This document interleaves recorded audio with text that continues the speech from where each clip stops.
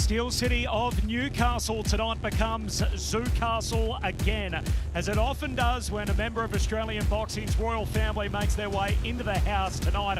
It is Nikita Tszyu's turn. He's returned to the ring for the first time since January, and that infamous night up against Michael Zarafa. Tonight, he takes on El Toro, the Spanish Bull, in Oscar Diaz. How about it? An 8th unbeaten opponent in just 13 fights for Nikita Tszyu.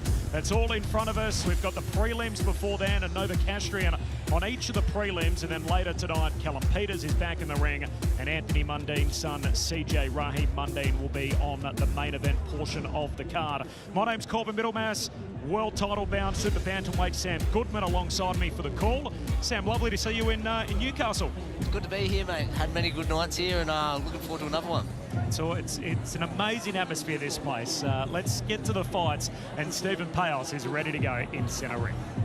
Ladies and gentlemen, a very warm welcome to everybody here inside the Newcastle Entertainment Centre. Soon to be Zoocastle once again, as we welcome you to this broadcast live and free on Fox Sports. Foxtel's main event pay-per-view is where you can catch our main card from 7 p.m. this evening. 4 bouts on our preliminary card, followed by 5 big bouts on our pay-per-view card, and it all culminates with Nikita, the Butcher Tszyu, against Oscar El Toro, the Bull Diaz. That's our main event this evening. First of all, let's welcome out our boxers. We have the first bout of the afternoon, 4 rounds in the lightweight division, and it's time to welcome our boxers centering for their ring walks. We start with the man boxing to my right.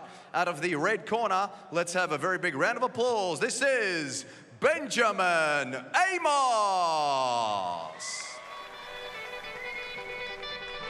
Play. Sir. Yeah. Is in the building.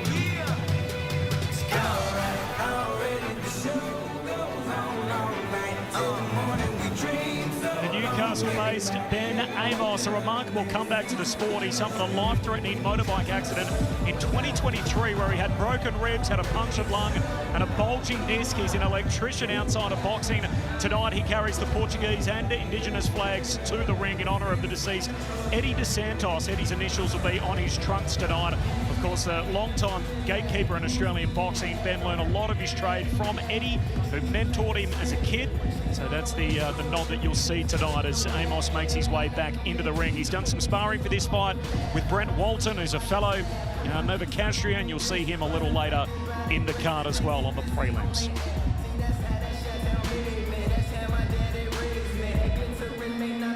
And now, ladies and gentlemen, time to welcome his opponent centering. It is ring walk time for the man boxing to my left out of the blue corner. Let's have a very big round of applause as we welcome Wayne Telepe.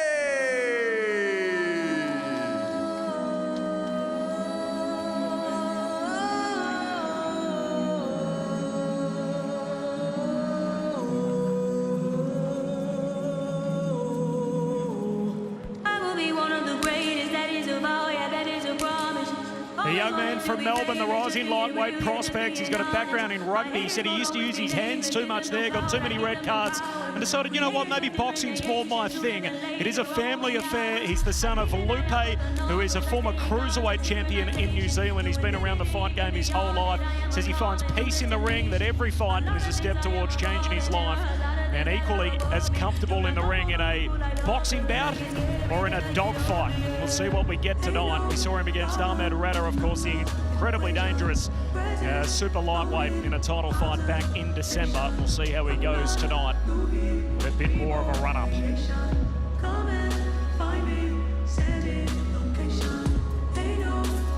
Here is the tale of the tape. Still just 19 years of age, Telepe. It's incredible to think what he's already done inside the ring when he gets a chance to put his skills on show tonight. He's got a height and a reach advantage, and he got there in the end underneath the weight. He had to take a few old school tactics, which we'll talk about throughout the bout, to make sure he was under the limit when they weighed in yesterday. Ladies and gentlemen, welcome back once again. Centering time to get our afternoon kicked off. First bout here in Zoocastle. 4 rounds in the lightweight division. Our judges scoring this bout ringside, Will Sulos, John Cauchi and Shane Stanford. This bout is proudly brought to you by No Limit Boxing. We start to my right and we introduce the man who's boxing out of the red corner this afternoon. He wears the black trunks with the pink and light blue trim. He weighed in 61.16 kilograms, holding a professional record, 4 fights, 3 wins and 1 loss. He hails from right here in Charlestown, Newcastle area, New South Wales. Let's welcome Benjamin Amos. And now we move across the ring, ladies and gentlemen. Time to introduce his opponent, boxing out of the blue corner this afternoon. He wears the red and black trunks with the red frill. He tipped the scale 61.2 kilograms. He holds a professional record, reading 5 fights, 3 wins, 2 losses, 3 big wins coming by way of knockout. He hails from Melbourne in Victoria. Ladies and gentlemen, a very warm Newcastle welcome. This is Wayne the Terminator Telepe. When the action gets underway, referee in charge is Leanne Reid.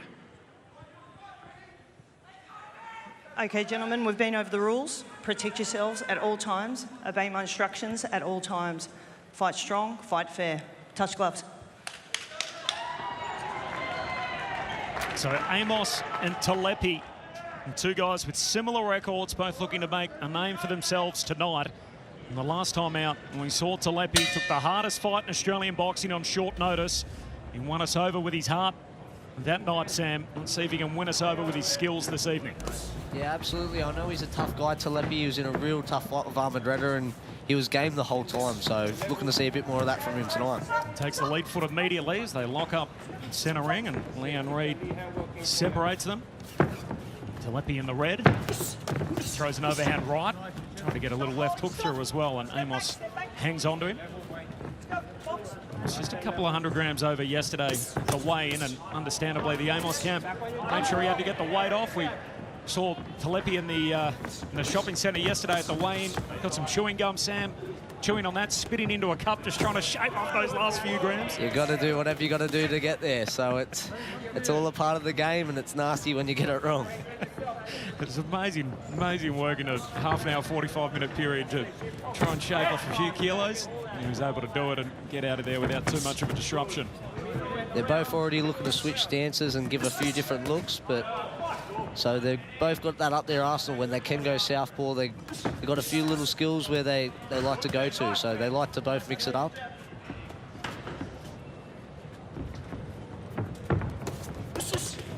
Multi-punch combination there from Telepe, still working away towards the body.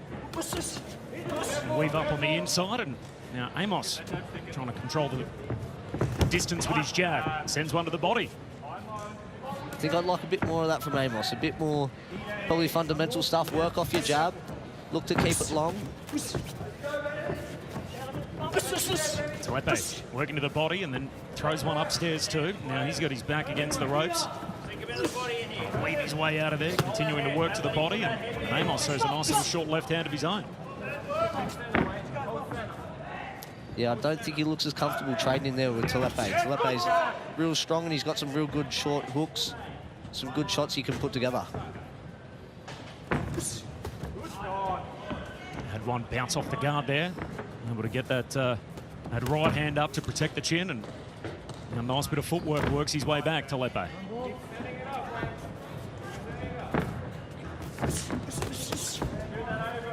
Both land one, both receive one. Cop the receipt on the way out.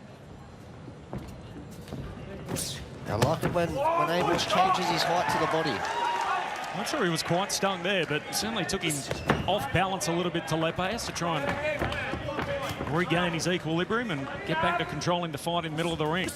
Now he unloads a combination of his own, and Amos does well to weave back out of there. Latter stages of the opening round.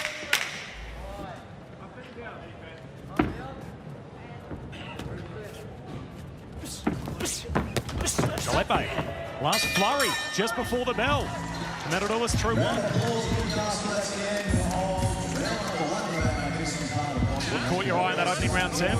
Look, I definitely think Telepe done a lot of the cleaner work on the inside and with shorter shots, but I think for Amos, it's a real winner when he looks to jab the body and almost just, it's an easy shot to take, especially when you're getting that upper body movement from Telepe. So I think he's got to look to do more of that and then look for shots upstairs. But it was a very close round. It was a bit of a pick-em round. So maybe slightly leaning towards Telepe just because he probably got a few of the cleaner shots, bigger shots. Here's a few of the highlights from that opening round.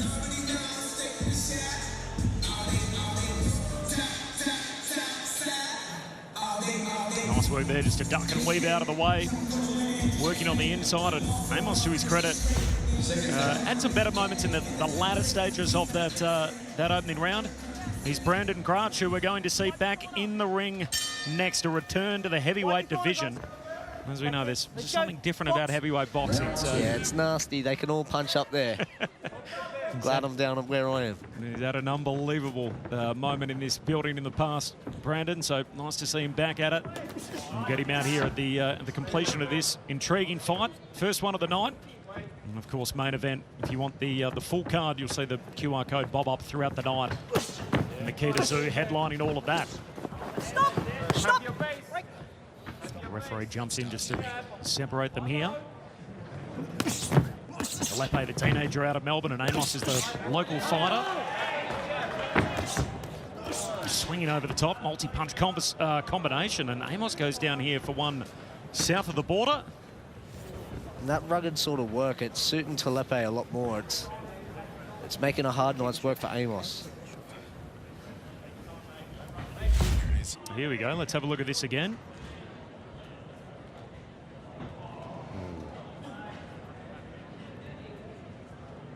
Thoughts, Sam? Wouldn't have felt nice. Yeah, it strayed a little bit low, but it is a part of the game. I don't think it was intentional at all, but no. I like that idea of going to the body of Amos and that ruggedness. It's suiting Telepe, it's suiting his style of fight. I'd like to see Amos get back on the jab. You almost never see anyone take the full time that he's on offer in these kind of scenarios, but he has the opportunity to have a breather here and not to downplay or make light of the contact, because as we know, if you get hit in the wrong spot, it's not good. But the people start going, so they get restless. And sure enough, inside the allotted time here, we're back underway. Telepe and Amos. Ooh. That's real good work up the middle from Telepe there. Love those short body shots. Telepe landing on the body and then weaving out of the way for the huge swinging hook that came upstairs. Wasn't able to curl its way home. Telepe jumps into another shot here. Well blocked by Amos. Telepe again with a nice little movement, feints, moves in behind it, throwing a multi-punch combination of the body. Amos tries to answer back, blocked off the gloves. Well, there's a right hand that got through. Not a whole lot behind it. Real nice pull counter, and he's been able to do that because Amos is getting tentative and he's almost half jabbing, so he's not fully committing to it. He's got to commit. Good body shot from Amos there, though. Yeah. Thudding blow to the body. And he's taking his moments here to work to the body, and Telepe weaving back out of the way and now trying to walk Amos back. And more work to the body. So we'd love to say money in the bank in the fight game, working to the body early in a fight. Absolutely, and those short shots through the middle, even those long ones, those long straight punches, it's those stabbing sort of shots, they add up. They add up over time, and you know, I'm telling you, people can feel them. Judges distance well there. Telepe just weaves out of the way. Teenager out of Melbourne. Right in the centre of the ring. Now Telepe trying to work back on the inside. Amos throwing a couple of stiff shots in there himself. Now a three-punch combination catches him upstairs. There's a few cheers for the hometown lad. And Amos growing up just round the corner. A lot of support in the building here tonight. Getting in behind that flurry, and again he's had his most success in the second half of the round. Just leaving things to the back end of the round a little too much for my liking. I think he's got to pick up the pace at the moment. 2 down, so just a 4-round fight gets us to the halfway mark. For Cuppet is the trainer for Ben Amos. Let's listen in. Low. Hey, breathe. You see, he's gassing towards the end of that round. That low blow fucked us because he got that rest. Towards the end of the round, just start letting your hands go that little bit more. He's going to have that initial bit where he's got energy and he's got that little bit of power. But after that, take it to him. You're hurting him every time you go to the body. You're hitting him with that hook and the right hand's there. He's got to bring that right hand back up and then bring that hook back in. Okay, start doubling that lead hook too. Okay? You're right in this fight, okay? If he keeps going low, he's going to lose a point, all right? How you feeling? That's all right? Yeah. Heavy power. Yeah. Box him early. Yeah. Punches up. Just a little check-in, make sure everything's in order.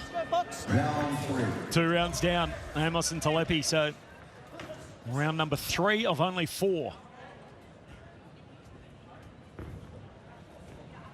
Who have you got on top at the halfway stage, Sam? Look, I'm leaning towards Telepe. I just think the activity's been a bit more, and they're both starting to do nice work through the middle as well once it comes in the short range. So I like that from both boys, but I think Telepe's he's just got the edge on things at the moment. He's coming with plenty of ferocity here again, straight off the stall and pressing the action early in the round, consistent with what we've seen in the first 2. And Amos has had to sort of work his way back into the rounds at the midway stage of both the first and the second. Lands a short little uppercut on the inside here. That's nice from Amos, but he's got to work after that. He's got to get back to being busy. His coach said it. He needs a bit more activity, and that's what he's got to look to do. He's got to look to force these next 2 rounds a little bit. Telepe trying to bring him up from the floor. Unsuccessful there. He's got a block one coming back at him on the inside. He's pretty comfortable fighting on the outside and the inside, Telepe. Wants to get in there and just happy to put his head on Amos's chest and go to work. He's got some very awkward movements, so when he's coming from long range into short, he's a bit of a hard and difficult target to catch clean, so Amos has got to look to punch down on him a little bit more, and even the body work, it's a lot easier to find the body than it is the head when you've got someone bending like Telepe is, so he's got to look to curl his right hand or get to the body like that. There's that great intent too, where he says, come on, let's go, let's stand right on the middle of the No Limit logo in the middle of the ring and throw down. 13 shots here on a 3-punch combination from Telepe. They tangle up again. Step back. Let's go. Step back. Box. Impressive performance from the young man. First time we've seen him since that Ahmad Reda fight. Absolutely, and he's doing a decent job of owning the centre ring for the most part as well. For the most part, it's been Amos who has been retreating the whole fight. Amos answers back there. Telepe, almost the universal signal that he got caught as the shake of the head and indicated the judges, no, you didn't get me. He's got to be careful he's not getting caught in between shots, not staying for too long and getting greedy. Tries a big Do your home run. work and break away. He tried a big home run left down there that didn't connect.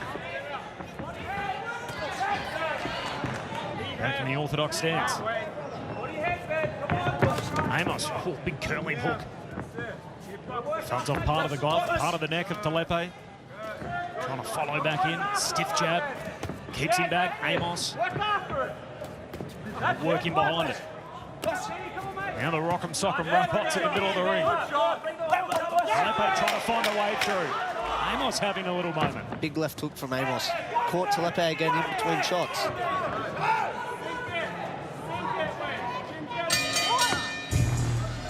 Telepe claims the win at the end of the round, but as you touched on, Sam, latter stages there, that huge hook from Amos, his best moment of the fight so far. We're going to listen in to the Telepe corner. Good. Listen to me. Hey. Listen to me. Doing very good. All right, keep doing what you're doing. You got to keep setting it up. Understand? Don't play with it. Don't put yourself in the fucking judgment. All right? Don't do it. You're made for more, bro. Come on. Please, so what's what fucking up there, bro? Find it. Bring that right hand over. Don't finish with it. Finish with the lead hand. Okay? All combination. Finish with the lead hand. Understand? Over, grip hook. Give it out. Here's the highlights from round 3. What caught your attention, Sam? Look, like you said a bit before, it's a bit of that rocket socket robots. It's there's a lot of back and forth.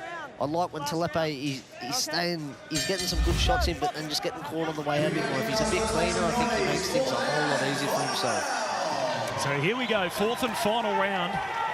And we've seen Telepe, he wants to trade on the inside, and yet, as we know, he's also more vulnerable when he finds himself in there at range for Amos. 1 to go. Flurry of punches up top. Amos misses with the hook. Jab side back, jab crosses. He's back in that straight line. Telepe, land a right hand, bounces off the forehead of his opponent. Circles away to his right. Oh, Amos on the inside, short little left hand. Just got caught, been trying to be a little too cute there. In between shots again.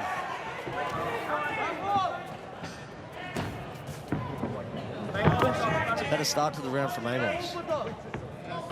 Telepe out of the gates in the first 3 rounds so far, the best opening minute or so. As you said, Amos with a hotter start here in round number 4.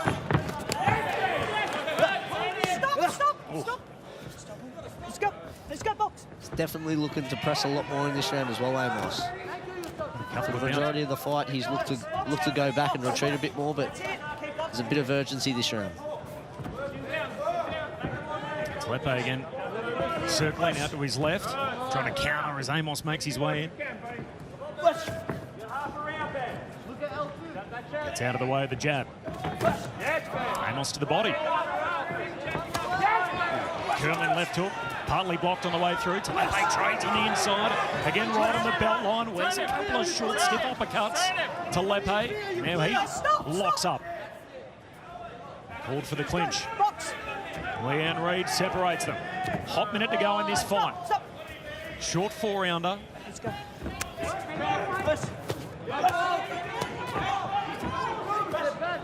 Both guys blocking some punches. High guard from Telepe. Leaky one on that occasion. Follows up with a 3-punch combination upstairs. Nice defensive move. Weaves out of the way. And exits out of the dangerous spot. 45 seconds to go. Amos wildly swinging, missing. Desperation stakes late in the piece here. Short uppercut on the inside. Telepe trying to punch his way out of them. And the ref will give him a chance to do that as well. Final 30 seconds. Telepe with the left hook. Now follows up the thudding right hand, and that's block 2. And in the end, Amos forced to clinch. Final 15 seconds. Stop. Wipe your gloves. Tangle the legs. Wipe your gloves. 10 seconds. All 10 okay. seconds. Final 10 seconds. Telepe happy to trade right to the final bell. Amos answers back, and the 2 lads will leave it all out there. A fun finish to the short 4-rounder. And both lads pretty happy with what they've seen, as we are here as well.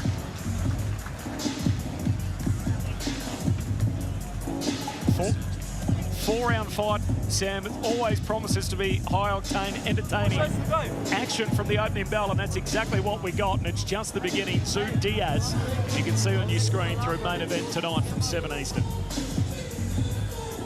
How about that? Massive fight, real good. So real good start to the show, and plenty of energy and yeah, a lot of activity, especially from Telepe. And he threw a lot of punches, and there wasn't many half-weight shots in there, so it was a good performance from both boys. What impressed you about Telepe tonight? What stood out? Look, just his willingness to sort of get after it in the 4-round fight, but I think there's definitely a few things he can improve on, but I liked his work up the middle and how he brought it back up top. I think for him. So I think that probably is just got him over the line in this fight. And Amos is an interesting character. He fought Cooper O'Connell. A shout out to Cooper. I'm sure is listening in Las Vegas and watching along. Was at super lightweight then, learned he was basically too small for the division, dropped the weight class, and here we see him in this back at a more natural weight for him. He hasn't lost since this one at the hands of the judges. He certainly wasn't going anywhere. He hung around. He's a tough guy, Ben Amos, as you'd expect from any kind of Newcastle fighter. Absolutely. They both wore plenty of good shots from each other and both kept coming. So it was a good performance from both boys. Unreal to watch.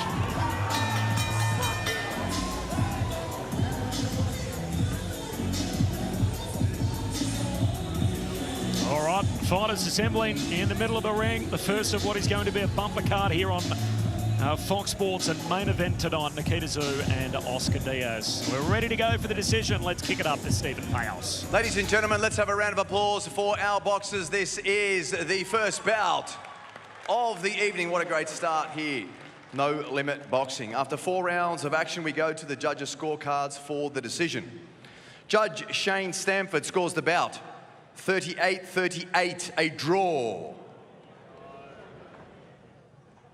Judge Will Soulos scores the bout 39-37. Judge John Cauchi scores the bout 40-36. Both of those judges score the bout in favour of your winner. We have a majority points decision. And your winner is Wayne Terminator Telepe! Cool, 90 points, baby. Let's get it. Let's do a rematch, baby. If you don't think it's clear, bro, it's clear as day, baby. Banana can box. I mean, bro, that can happen in a short 4-round fight where all of a sudden you have a couple of close rounds and one judge has it at 2 apiece and all of a sudden you get a majority decision, but 2 of the judges seen it very similar to our man Sam Goodman here on Fox Sports and main event.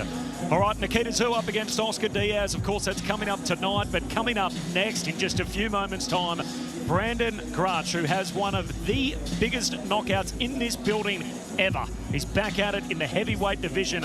If you like heavyweight boxing, and I honestly can't understand anyone who says they don't, that is just a few moments away. It all builds tonight, of course, to Nikita Tszyu back in the ring right here on Fox Sports and main event. He was feeling a bit of pressure. Oh, good shot! He didn't expect the kind of style that I came out with. The heads have slammed together a number of times, and now there's a big cut. I can't see, he says. Stop that. He saw that first option of being able to get out of there and took it. Look at Nikita Tszyu. It's the first time I get to show off things that I've been working on in over 2 years. Everyone hates a boring fight. He's gonna want to tango, for sure. I don't try to entertain, I just fight the way I fight. I guess it always seems to entertain people. I like a good old scrap.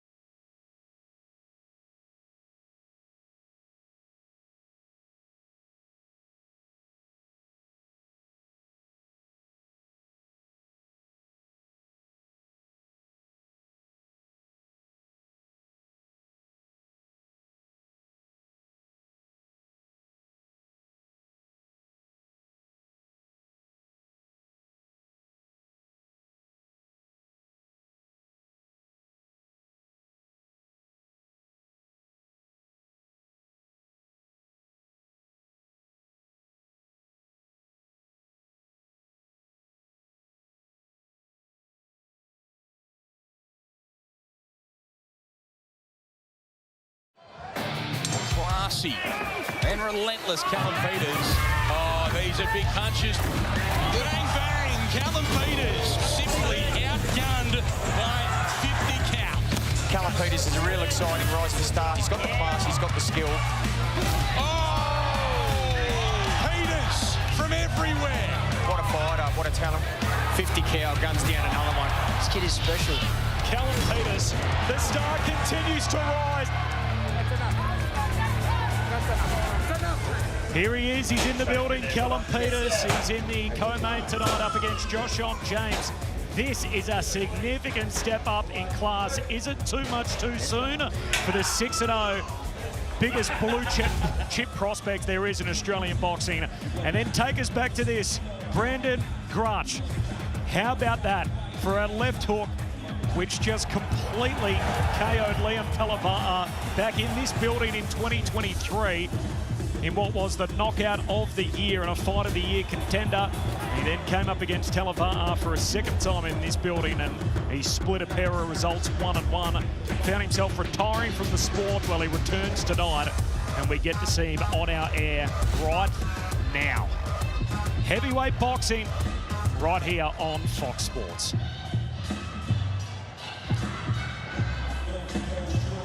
Ladies and gentlemen, welcome back once again. Newcastle Entertainment Centre prelim card before our pay-per-view at 7 p.m. It's time to welcome out our heavyweights to the ring. First of all, we introduce the man to the ring. He's boxing out of my right in the red corner. Let's have a very big round of applause. This is Caleb Tialu.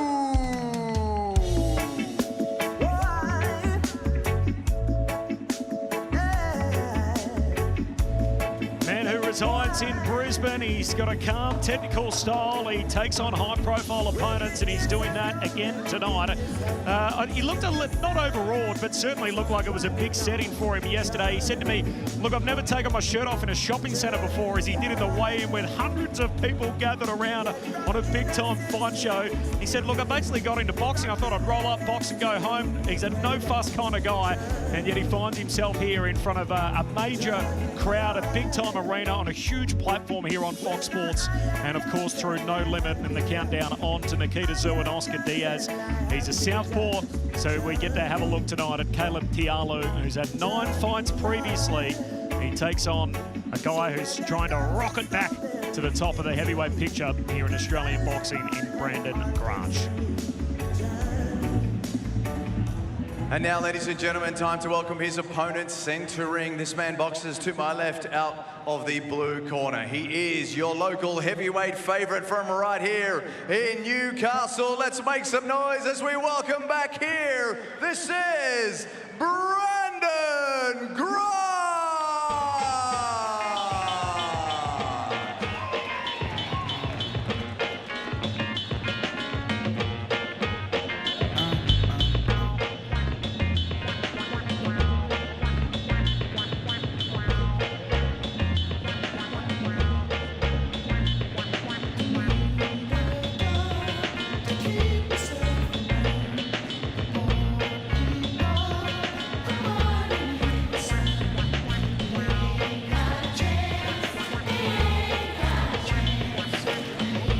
Saw his crowning moment inside this building back in 2023 with that huge stoppage of Liam Telepe, knockout of the year winner, fight of the year contender.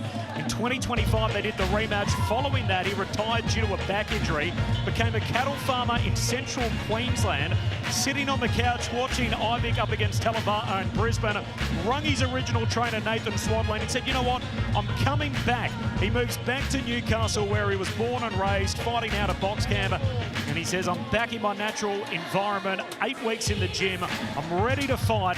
It's what I'm born to do. The guy that grew up around the corner, he's long had an affinity with this venue.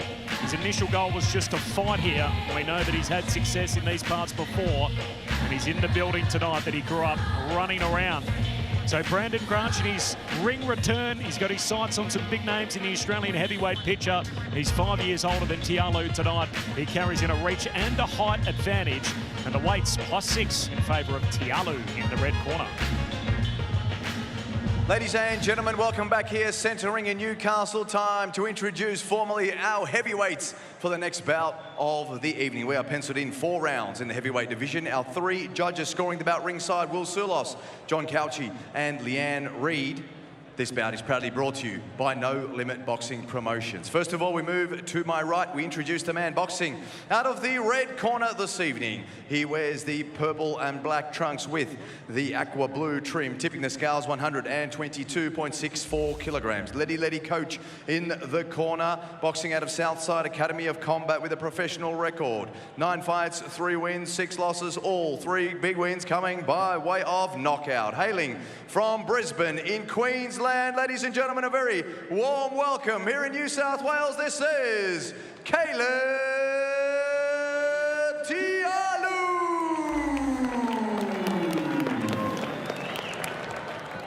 And now we move to my left. It's time to introduce his opponent across the ring. This man boxing out of the blue corner this afternoon. He wears the black sequined and red striped trunks. He tipped the scales ready, 116.1 kilograms. Nathan Swaddling, trainer in the corner, boxing out of box camp. He holds a professional record: 5 fights, 4 wins, 1 loss, 3 big wins coming by way of knockout. He hails proudly from right here in Newcastle, New South Wales. Ladies and gentlemen, here is your heavyweight Nova Castrian. This is Brandon the Bull Grach. When the action gets underway, referee in charge is Dean Cambridge. Red corner, blue corner. All right, boys, I want no punch in the back of the head. I want nothing around here. I want you to keep them up. If you're going to be knocked down, the standing fights to go neutral corner over there or the one behind me. Touch them up. Best of luck to both of you. The Australian heavyweight division, it's lacked depth for a long time, but you can't say that at the moment. Ivic's got the belt. Hooney, McKean, Telepe, Teramawana. Can Grach put his name back in that conversation? And away we go in the heavyweight division. Corbin Middlemass and Sam Goodman on the call. And Brandon Grach makes his ring return after his retirement due to a back injury, and Tialu out there in the purple. Hold on to your hat, Sam. There's always something happening in the heavyweights. It could be very quick. Both big boys, both got a lot of power. I like how Grach has started with the jab early. 2-punch combination there. Grach, the high profile of the two for the casual fans out there, and so familiar with his resume, the top heavyweights, and what is really a loaded domestic scene at the moment. Break! Step back.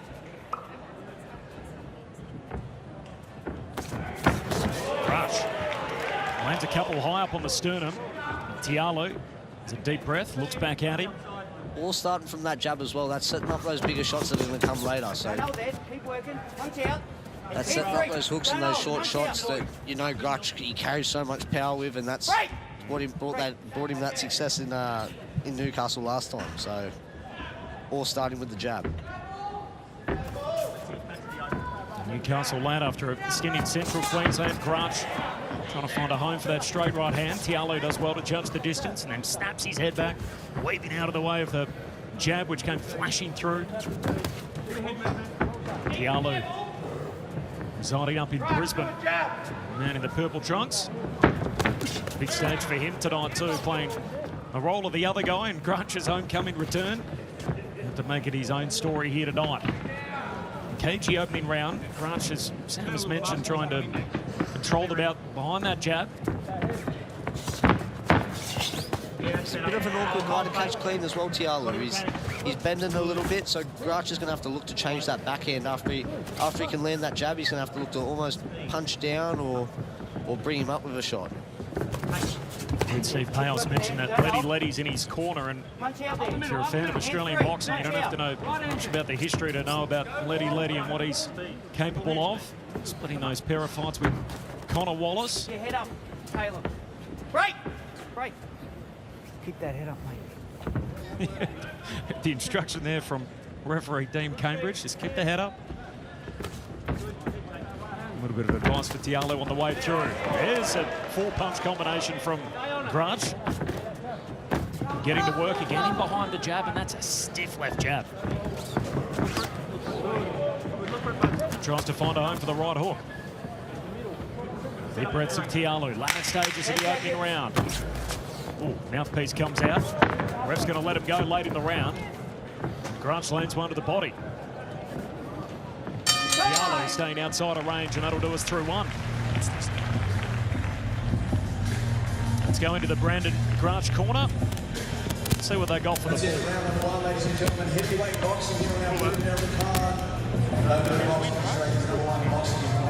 This one's just working out the puzzle. Okay. He's not going to come at you too much on his own, coming at you hard. What he's trying to do is he's just a little bit tricky in the way that he defends and moves around. So it's about keep working the puzzle out. So when you come in, right, I'd start looking for that double jab cross if he's going back on his back foot. The left hook's working okay. These are highlights from that opening round, Sam, and you touched on it a couple of times during those 3 minutes that the jab in particular for Brandon Grach is what's setting up all his work. Absolutely, that's a winner for him, and I like there how he was changing that, changing the heights with the jab as well. I think it just gives him a different look, and it's going to be able to bring shots like that over the top and get him to sort of bring him onto overhand rights and left hooks, which is what the danger punches that he wants to land. If you're the Tialu corner, what would you be telling him after that first round? Look, he's up against it with a big puncher like Grach, but I think he's going to have to look to probably roll one over. Break! Let him go. He's definitely got to stay out the way of those right hands. Where Grach is coming punching down on him there. Did well to get underneath that home run shot. Watch your heads. Early stages here of the second round, and Grach again to the body and then whipping that left hook through. Oh, Tialu. Get close and make it a dogfight, because I think technically Grach is definitely the better of the two. So he's going to have to look to, almost walk up at him and land something big and land some big shots to get momentum in his favour. Tialu just had a nice couple of moments there as he had Grach's back against the ropes. His best moment of the fight so far. Grach back at work. Keep working there. Punch out. He's just going to look to sustain that pressure a little bit more, and can't sort of give Grach that distance. Out at that range, this is Grach's fight. When it gets in a bit tighter and a bit shorter, he can come around with some looping shots, and he's a big puncher himself, so whoever gets in first is going to be the winner. You see Grach's confidence growing too as there's more and more punches coming in behind that lead jab from Grach. Thudding shot to the body. Tialu stands back up and trying to concoct something to keep Grach honest here and keep him off him. Keep that lead hand up. There you go. The call there from the Grach corner, keep the lead hand up.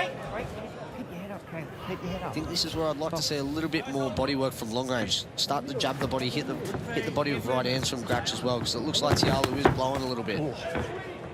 Big left hook underneath the armpit of Tialu.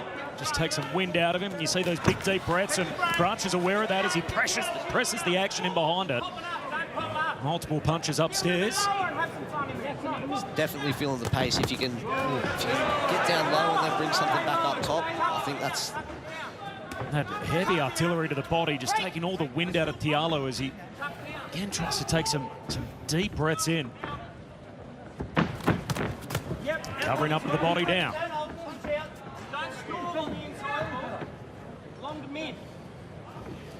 Just trying to stay at range. Grach works his way in. And Tialu is trying to navigate the latter stages of this second round as Grach senses an opportunity here. Tialu trying to punch out of the clinch. Punch out. The ref gives him an opportunity to do that. Overhand right from Grach once. Well blocked by Tialu. He just turns his head in the process. He's still wearing more and more shots to the body. You can see the expression written all over the face of Tialu as he wears a couple to the body and then one upstairs to end the round. And Brandon Grach having some big moments here in the second round. And then we move on to fantastic crossfit. Beautiful. And a great boxing action. Get ready, everybody. Nikita Tszyu, the headline. Beautiful round.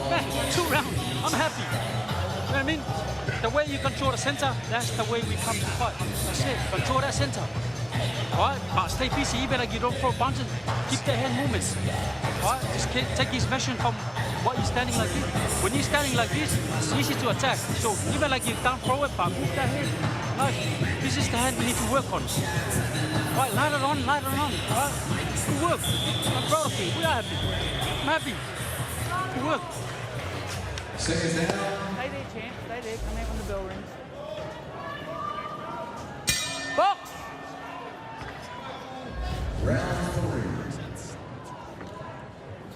We've seen Tialu a couple of times in the fight, has been told, keep his head up, and confidence really growing for Brandon Grach. You can see the pep in his step, and the fact he's going to press the action here early in the third. Absolutely. He's starting to get to him quite a lot, and it's all coming off that lead hand, that lead jab. He was doubling up his left hand real nice in that last round. Expect a few backhands behind it now. It's like he's never been away, the way he's built back into his work. First round behind the jab, as you'd expect, and then more and more. And we saw those flurry of punches and work to the body. Work out there. Keep him up, Bull. Break. You try and walk him into something here. For Tialu, you can see the expression on his face. He's looking more and more exasperated later in the piece here, having gone 6 minutes so far. He's definitely trying to take the pace out of things, so Grach has just got to keep that pressure on, and the shots will come. He's got to come up with something, Sam, just to keep Grach off him. That's the issue he's got at the moment, that Grach has been able to walk in, land those multiple punches, taking more and more stuffing out of Tialu. Again, another probing jab to the body. Swings upstairs. Tialu ducks underneath it. Leans head-to-head with Grach. More punches to the body. Definitely felt that body shot. He's got to get back there straight away, because Tialu's feeling the pace of all this. Just ripping left hand to the body. Tialu tries to hang on to him. He's handed the way in, and now Grach sets in an opportunity. Stiff short right hand. Tialu trying to weave out of the way. Where's two more to the body? And Grach is coming for him now. Multiple short right hands up top. And now the ref jumps in, and that'll do us. And Brandon Grach, the ball is back. A thunderous third round stoppage victory on his return. And you see the respect that both fighters have. Grach immediately into the Tialu corner. But that is some kind of a statement from Brandon Grach.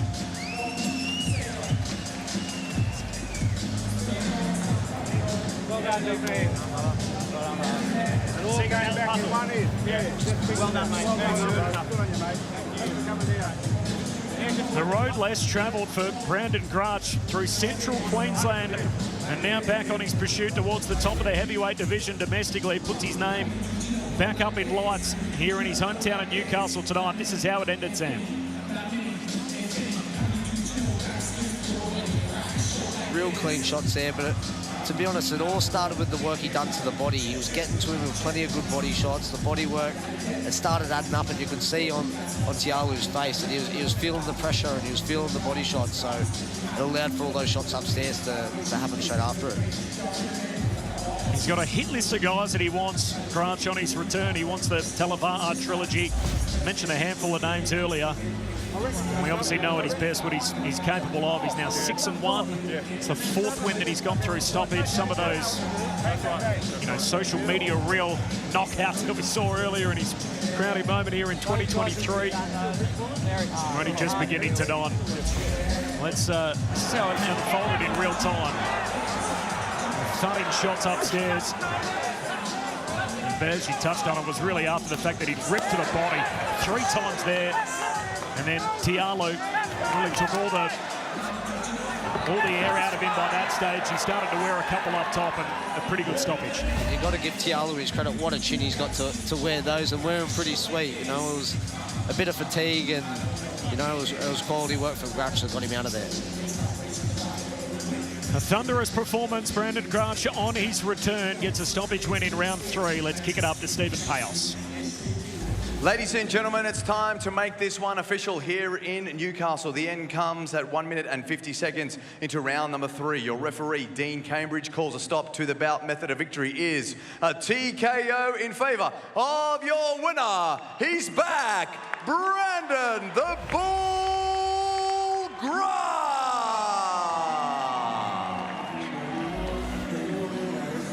How about that for a bit of a tone setter of what we're in for tonight? And it's only just beginning in the Newcastle Entertainment Centre through Fox Sports. And tonight, of course, on Main Event is the only place you can get it after 7 p.m. Eastern. Nikita Tszyu back in the ring. He takes on yet another undefeated opponent in Oscar Diaz. You can watch it all tonight on Main Event. I'm never focusing on a knockout. I've been focusing more on like timing. You just got to find them at that right point, and yeah, it can do damage. Oh! Here goes Nikita Tszyu. I just fight the way I fight, and I guess it always seems to entertain people. This is wild action. It's turning into a brawl. I like a good old scrap. This guy is coming from Spain. This is a big moment for him. It's his first international fight. He's coming for it. It's going to be good.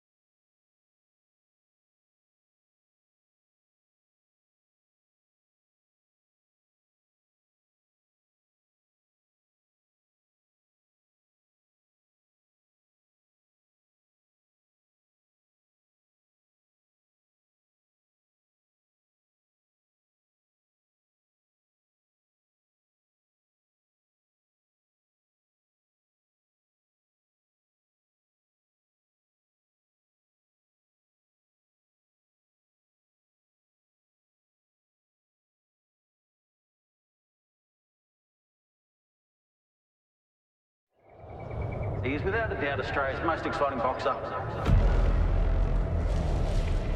Nikita Tszyu has always lived in the shadows. The Dark Prince reigns supreme. Tonight, he proves he's no reckless brawler. This is truly the Tszyu show. And more than the youngest son and brother to a pair of world champions. For his size, he's very heavy puncher. This is bad blood. This is the one we've been waiting for. The last time we saw Nikita, that infamous night with Michael Zarafa. That's a bad cut. There's a lot of blood. And boy, did he look good. Oh! Beast up a former world title challenger with precision, patience, and trademark power. Stop that. Robbed of his chance for a coming-of-age victory, but in just 2 rounds, punched every doubter square in the face. The conversations continue. I'm sorry I doubted you. The fight will not. You really look good tonight. For years, we've called Nikita a rising star. He's a gunslinger. The next big thing. Now, he's the man.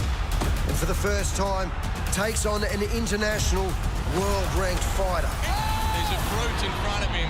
Oscar Diaz, better known as El Toro, the Bull. Undefeated in 16 fights, this hard-working, relentless 25-year-old is hailed as the future of Spanish boxing. Main event time, baby, let's go. But to be the future, he's got to survive 10 rounds in Tszyu Castle. And no one stepped in with a butcher and escaped unscathed.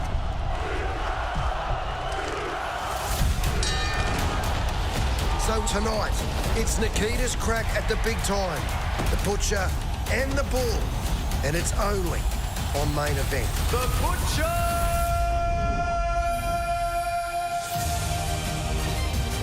It's a pretty easy sell, isn't it? The Bull and the Butcher. Ding, ding, round 1 when it begins tonight. You don't want to be anywhere else, but on Main Event, it's where you can find it. Nikita Tszyu up against Oscar Diaz. Both guys weighed in on the limit yesterday, or inside the limit. 10 rounds tonight, Sam Goodman. It's incredible to think the way Nikita's been booked. So this is only his 13th fight. It's the 8th time that he's fought an unbeaten opponent. Absolutely, he's progressed really, really quick, and the level of competition since he started, you know, having these big nights and these big events, you know, the competition's had to be pretty high. So he's in against another cagey guy who looks very, very awkward to deal with tonight. So this is his last time out, obviously, when we saw him up against Michael Zarafa, and in the end, obviously, a lot of people felt like they were shortchanged, including Nikita, in the sense that the way that it ended that night. But, gee, it looked good in the small sample size that we saw. Absolutely, and the biggest thing we thought he was going to get out of that fight was rounds, and that's what he's chasing, and it was unfortunate how it all went down. I can't see the quote from Michael Zarafa at the finish, and that was all she wrote, and obviously ended with a premature finish. This is what he's capable of, the Butcher. Here's his knockout list so far. So 11 wins, 9 inside the distance. He's a massive puncher, and the power he possesses, especially in that backhand, and he finds a way. He always digs deep, and you know, in tough fights, and some serious power. The Dark Prince, he's got a rocket ship strapped to his back the way that he's fighting. And tonight he comes up against the Spanish rising star, as you heard from Matt Nable in the play-on, that this is the hope out of Spain when it comes in the fight game in Oscar Diaz, who's undefeated. He's got in his camp a guy by the name of Josh Kelly. Now, fight fans will know him. He's the IBF Super Welterweight World Champion who tamed Bakram Murtazalev, who, of course, beat Tim Tszyu. So there's a little connection there in the Oscar Diaz camp tonight. So Josh Kelly's been part of his camp in the lead-up, who beat Bakram on the way through. So we'll get a chance to see how the 2 unbeatens go tonight. The 8th unbeaten opponent in 13 fights for Nikita Tszyu up against Oscar Diaz. Main Event, the only place to find it. We got boxing on the way right here, right now, though, and it involves Kiran Dryden, who's going to be in the ring next up against this man, Hunter Ioane. A lot of people in Australian boxing know all about Hunter and what he's done for a period of time. We haven't seen Kiran Dryden for a minute. It's been almost 7 years, and this feels like it's got a bit of spice about it. I asked Kiran yesterday about the fact that they'd clashed at the press conference. They clashed again at the weigh-in. He said, look, I'm just a fighter at heart. He's calling me disrespectful. He's giving me different energy off the camera. I love fighting. It excites me. Said he got goosebumps even talking about it. Let's see how he goes when we get it underway. We're ready to go, Dryden and Ioane, to Stephen Payos. Ladies and gentlemen, here we are. Welcome back once again, centering in Newcastle, bout number 3 of our preliminary card of boxing. If you haven't already, right now, get your pay-per-view for 7 p.m, mainevent.com.au. Let's welcome our boxers out for the next bout here this afternoon. First of all, the man boxing to my right, out of the red corner, here is the very entertaining Hunter Ioane!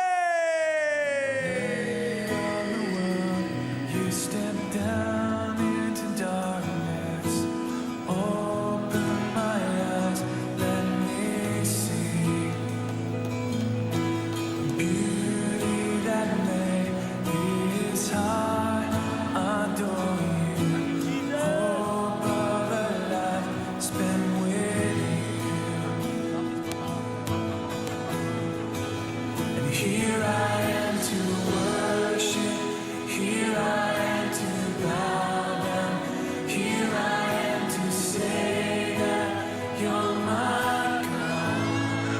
You're altogether loving, altogether worthy, altogether wonderful too.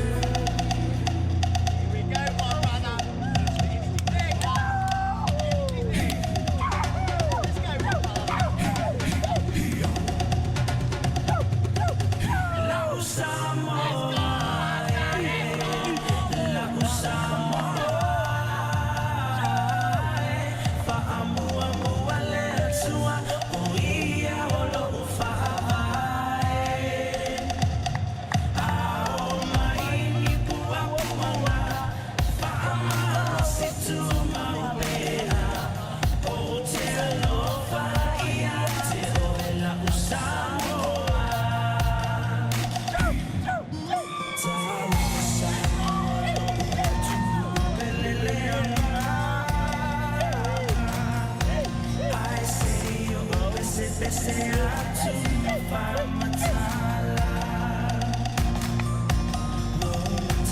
Here's Hunter Ioane, who's the owner of one of the most emotive and entertaining ring walks in all of Australian boxing.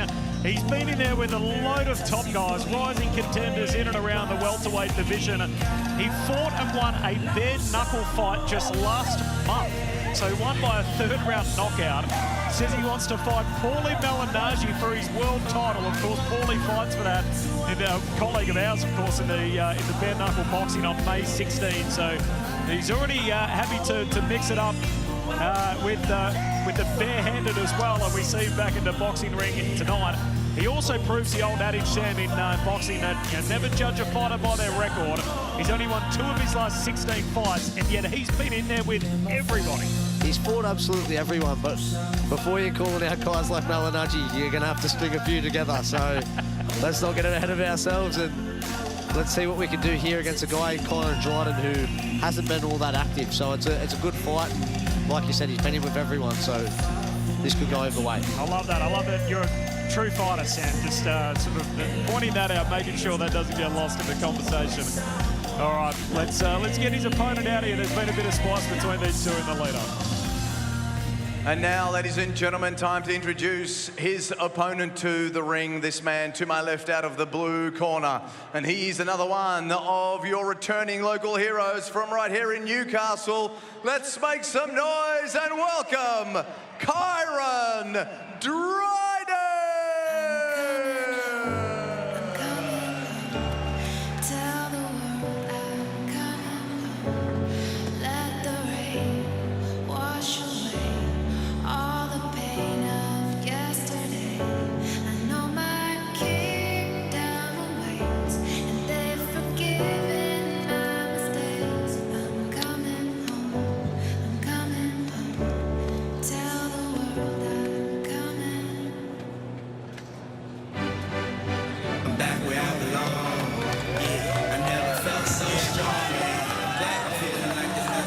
Here he comes, Newcastle's own, now residing in Brisbane. He said to me yesterday at the weigh-in, I'm probably the most controversial athlete in Australia, the most controversial fighter that the country has right now. I said, has your attitude changed in the 7 years since we last saw him? He said, definitely. I've only got one girl now. I don't have 15 girlfriends, going from state to state, flights every other day. Now my life is boxing. I'm focused, I'm eating well, I've made weight, no baths, no sauna, and that the state of Australian boxing needs me. He said Brisbane keeps him disciplined. He grew up in and around the juvenile justice system, the court system from 14 to 18. He says, look, there's no distractions now. A housing commission kid from Hamilton South down on Fowler Street, just a few blocks from the entertainment centre. We see him back in a boxing ring for the first time in 7 years tonight. Kiran Dryden makes his in-ring return. And here's how they come together with the tail of the tape. Kiran Dryden, 2 years older than Hunter Ioane. Ioane has been more active, clearly, in that last 7-year stretch either side of the pandemic. Not much between them height-wise. Very little between them when it comes to the reach, and they both looked lean and cut on the scales yesterday, well inside the welterweight limit.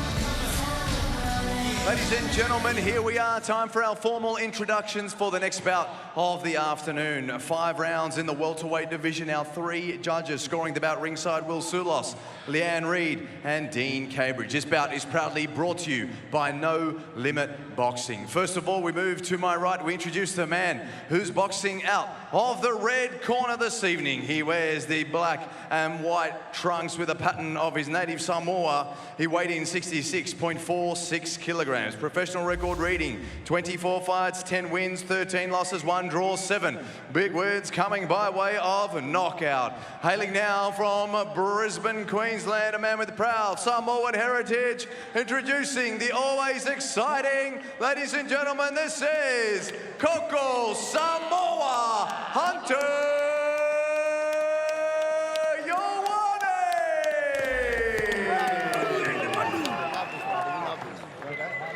And now, boxing fans, we move across the ring. It's time to introduce his opponent. Let's make some noise for your returning local hero, boxing out of the blue corner. This man wears the white and gold trunks. He tipped the scale 66.04 kilograms. Professional record reading: 15 fights, 13 wins, 2 losses, 10 big wins coming by way of knockout. Hailing from right here in Newcastle, New South Wales, here is your returning from a 7-year hiatus local hero. This is Kiran, the Hitman Dryden.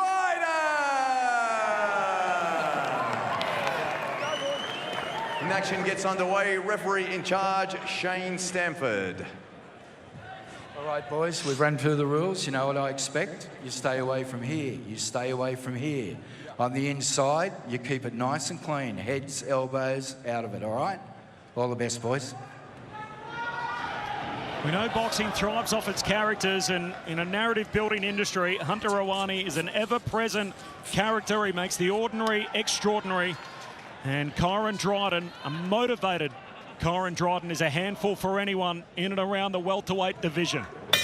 The hitman or the plot twist as we get ready to go. Over 5 3-minute rounds in the welterweight division, and Kiran Dryden makes his return to the boxing scene. It's a long layoff, Sam, when you're out of the ring for that period of time. Absolutely, it's a big layoff and a lot of time out in the ring, especially against a guy who's, you know, he always brings it. He's always game, and he's been in, like you said, with absolutely everyone. He's bringing them up from the floor in the opening minute here, Hunter Ioane. Step back. Box. So what's the focus for Dryden, do you think? Having been out for that long, what are you trying to achieve in the first 3 minutes? Look, he's got to really find his feet at the start of this fight. Ioane's gone straight at him and looking to make it a bit of a rough and dirty fight. And he ignores the referee's call here and punches after the call from Shane Stamford. None of that, all right, please? You listen to the calls. Box.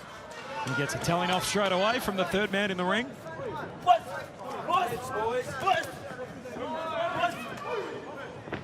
We saw it in the lead-up, the emotion and the fact that they had a little bit going on in the press conference and the weigh-in. Those kind of fights, when it feels like there's a little bit of tension between the two before the fight starts, what role does that play when the fight begins? Look, I think you've got to remove yourself from what happens outside the ring. You know, it's all well and good before the fight, and it helps build it, and I don't think it's a bad thing, but you can't let it dictate the way you're fighting. And at the moment, Dryden's getting stuck into Ioane's fight right now. Ioane pressing the action in this opening round. It'll go 5. And Dryden trying to get a breather in there, and Hunter Ioane's not giving him one at all. He's throwing thudding shots immediately and a little unsteady on his feet, Dryden. And now he's looking to try and clinch and lock up. He's got to get control back of the centre ring. Keep his back off ropes. Look to land some long, straight shots with a bit behind it.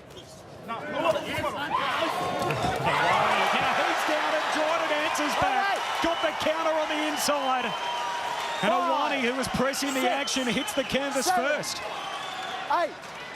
You all right? It was that straight right hand that was the winner for him as well. He's got to look to keep his range and work off his jab and look to land that big right hand again. And on the back of one shot, it's amazing how the tenor of this fight switches, and now Dryden, with a bit of confidence, lands up top. It's Ioane who gets stung again, and Dryden moves in behind it. Few deep breaths. And Kyran Dryden looks a whole lot more comfortable. He lands again. Ioane needs to cover up here. Dryden trying to punch his way out of it. And Ioane looked like he was rocked a couple of times there. Didn't look steady at all. Latter stages of the opening round in what's turned into a big Kyran Dryden round on his return. Short jab, left hand, bounces off the forehead of Ioane, and the man who came out swinging finds himself on the canvas, and Kyran Dryden with a 10-8 round to start his ring return. Perfect. Stay on him, Philip. Stay on him. Just keep your hands up, right? Look, that one hand, you gotta hide it, you gotta lock it. But it's hitting, it's working, right? Just move your hands, stay really tight, right? Do it good, Philip. Same thing you did in the beginning, stick to it. But use your feet too, right? Use your feet. Here's the knockdown, Sam Goodman. How did it happen? Look, he just caught him in between shots. Hunter was definitely getting very wild and getting very loose. He had momentum going at the start and had Dryden a little bit overwhelmed, but good use of feet there, good little lean back, and that straight right hand was there for him.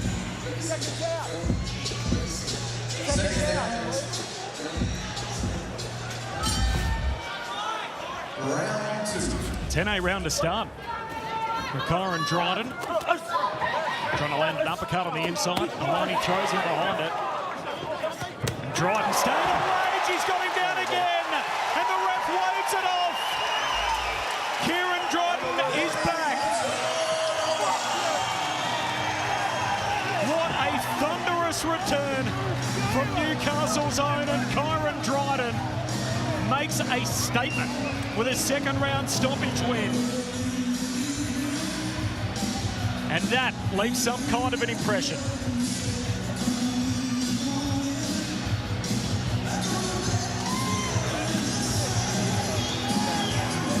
Seven years out, and Kyran Dryden returns back in Newcastle. He grew up just a few blocks from here and scores himself a second round stoppage win after 7 years out of the ring.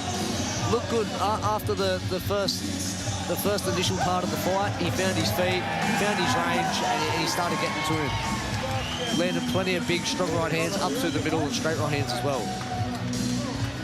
Real good performance. And an abrupt ending is how it all finished. Kyran landed 3 times, and you saw the way Ioane hit the deck, and the referee, Shane Stanford, thought he'd seen enough early in the second round. That left hand on the way down off the jawline.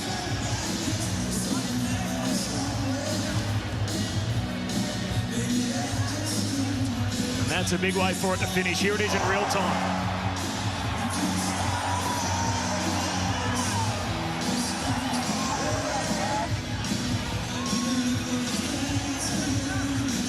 He's got big ambitions back in the welterweight division. There's a bit of a void really in domestic level. Obviously Liam Paro is there from representing Australia on a global stage, but he's hoping this can help him jump the queue a little bit in the backlog of welterweights. There's over 50 active fighters in Australia, as there's competition on to see who sits at the top of it. Guys like Stonely Jackson and Marco Romeo. You got Huss Hamden all in and around the mix in the welterweight division, and Kyran Dryden, who's got thousands and thousands of followers on social media.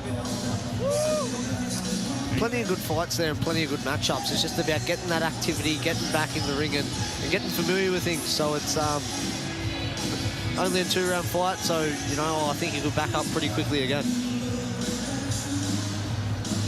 Good on him. Kyran Dryden, a big-time comeback tonight, as even in his own words said, as controversial a figure that we have just about in Australian sport in the road that he's travelled to be here. He's able to sort out all the hiccups and the hurdles that he'd had away from the ring, going on inside his life, and now he gets the opportunity to come out here with a victory in this kind of fashion tonight. Let's make it all official and kick it up to Stephen Payos. Ladies and gentlemen, let's have a round of applause, first of all, for our boxers as we get them ready, centre ring now for the official decision. Let's hear it for both of our men here, ladies and gentlemen.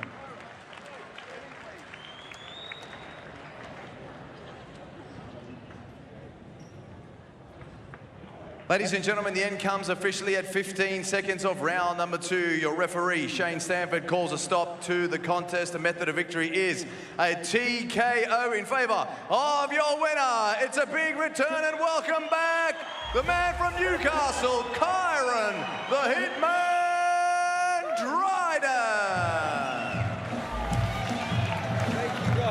Ioane doesn't seem to be any more happy with it. He's still arguing the point at the official announcement from Stephen Pales. I don't know what he's arguing about or what he's complaining about. It was as fair as it gets. The better man won on the night. So man, you gotta pack your bags, go back to the drawing board, and come back better. You know. So it's no issues with the stoppage. No, absolutely not. So he was getting to him cleanly with some big shots. It was a fair stoppage. So I think it was inevitable in the end. You look at the power punch stats too. Landed 15 power punches in that short period of time. Kiran Dryden, and by comparison, Ioane landed 1. So that's what the stats say at the end of that round. Here's the highlights in how it happened. And really, he couldn't hope for much more, Kiran, on his ring return.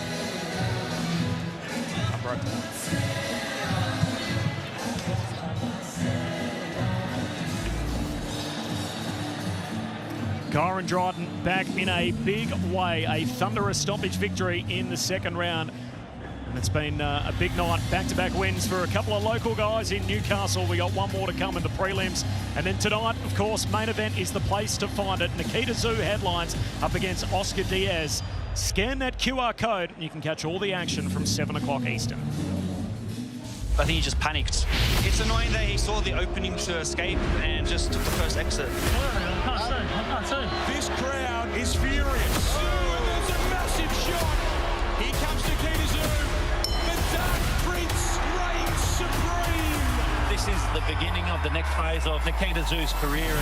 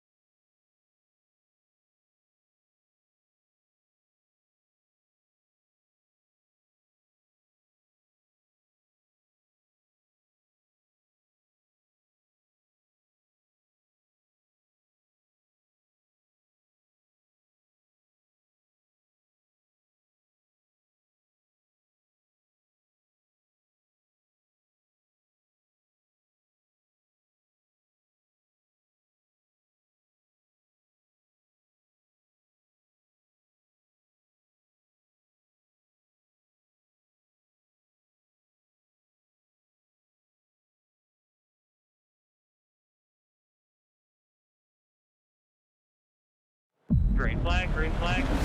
Let's go. 270 kilometres per hour. The fight is on. And how about this storyline? Supercars racing at its most aggressive. Getting the elbows out. Oh my God!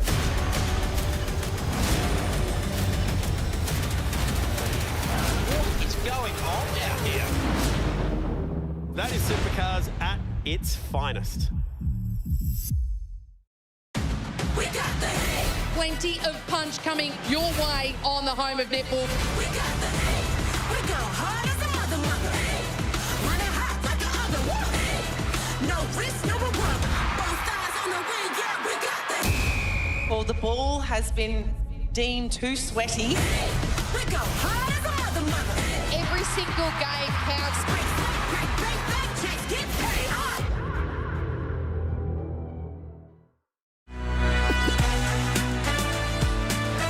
There he is, the man, Anthony Mundine, alongside his son, Raheem Mundine, the man they call CJ Chock Jr.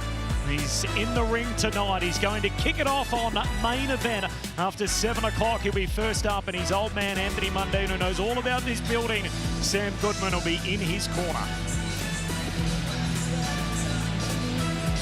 We'll see what we get from him tonight. If you get the opportunity, which I'm sure all of you will on main event later, you'll see his opponent tonight as well, who's got an interesting backstory of his own. But CJ kicks things off on main event. Here is Callum Peters, who's just watching the prelims and keeping an eye on things that are to come later tonight here at the Newcastle Entertainment Centre.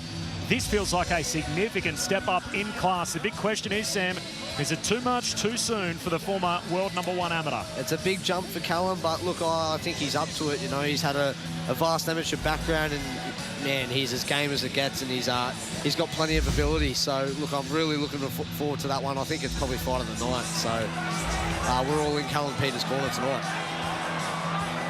It's an amazing story in what he's done as an amateur. He originally started out the pro ranks looking to run the two careers concurrently. He was a consensus #1 at middleweight. It's been a long time since we saw someone do that from an Australian perspective and be in the middleweight division as the #1 in the world. And so in search of some tougher competition, he gets an American out here in Joshon James, who feels like a huge leap from where he's been and the guys he's been fighting, which he's been cleaning house. And here is Jason. So a little bit about his story in the back of his baseball card. So he's got one loss in his career, and that was to Lester Martinez, who's the interim WBC super middleweight champion. Jason was a sparring partner of Canelo Alvarez back in 2023 in the lead up to the Jamel Charlo fight. So this is a battle-tested American who knows what it takes in the pro ranks, coming down to take on Callum Peters, a rising star of Australian boxing. An intriguing co-main tonight on main event. The last of our prelims about to begin. Stephen Payos in the ring. Welcome back, ladies and gentlemen, for the final time on our preliminary card, live and free on Fox Sports and KO Sports as we get ready for our big pay-per-view. If you haven't ordered it right now, keep an eye out for the QR code or go to mainevent.com.au. It all starts at 7 p.m. this evening. Let's welcome out our boxers, the final bout of our preliminary card. We have 4 rounds in the welterweight division. First of all, the man boxing to my right, out of the red corner, will make his way to the ring. Let's have a very big round of applause. This is Jaden Vasica.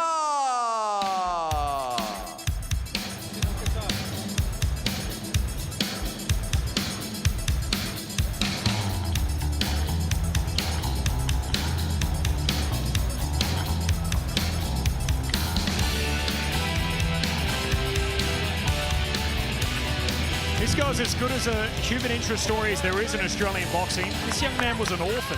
He ended up in a foster family, bounced around as a young man. He has a kickboxing background, and he's made his way into the boxing ring, and what a statement he's made on debut. Very nearly caused a huge upset up against Matt Hosking. We then saw him second time out. He had a big win over Roger Gilbanks in Pyrmont, despite the fact he was a 4-1 underdog. He's a 5-1 dog tonight, and he's extremely confident. He's out to break the perception that he's not just a kickboxer, he's a former kickboxer. He's all in on boxing, and we get a chance to see how he goes in the ring tonight. when you get the chance to lay eyes on him in the ring, it's very easy to become a Jaden Vasica fan pretty quickly. And you get the opportunity to do that right here, right now on Fox Sports.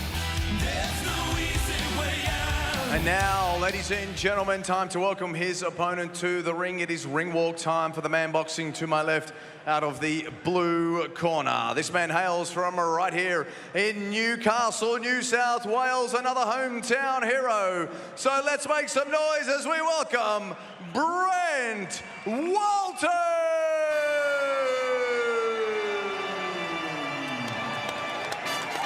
I want your head, boy.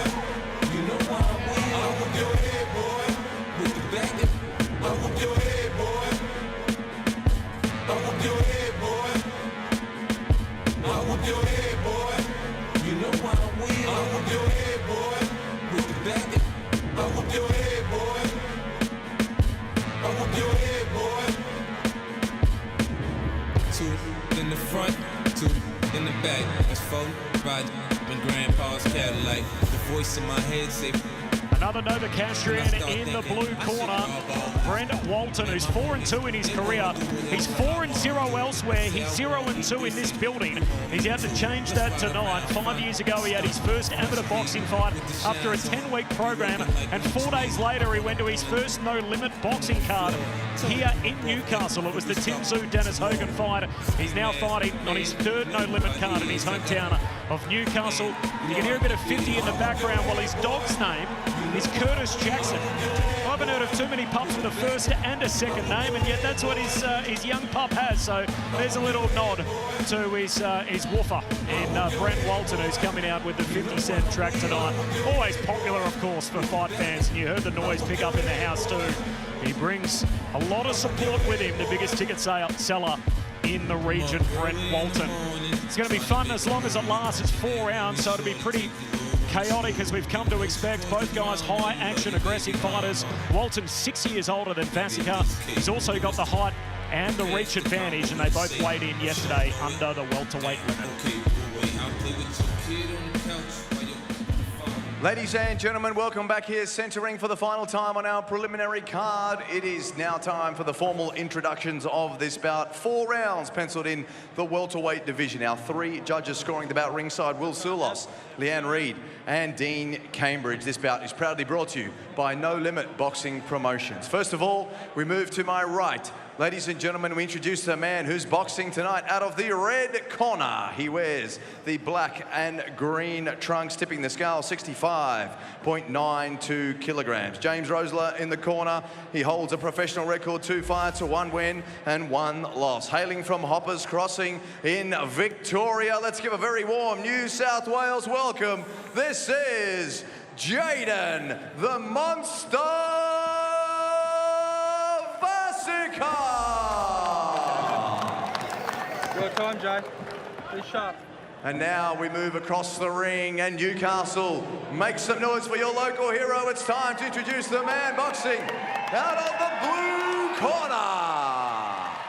This man wears the black sequin trunks with the gold trim, tipping the scale 66.32 kilograms. Trainer in the corner, Nathan Swadling, holding a professional record: 6 fights, 4 wins, 2 losses, 3 big wins coming by way of knockout.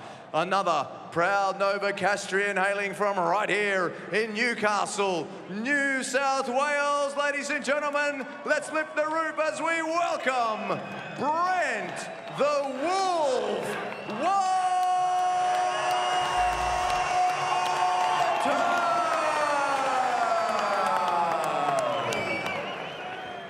When action gets underway for the first time this evening, referee John Calci.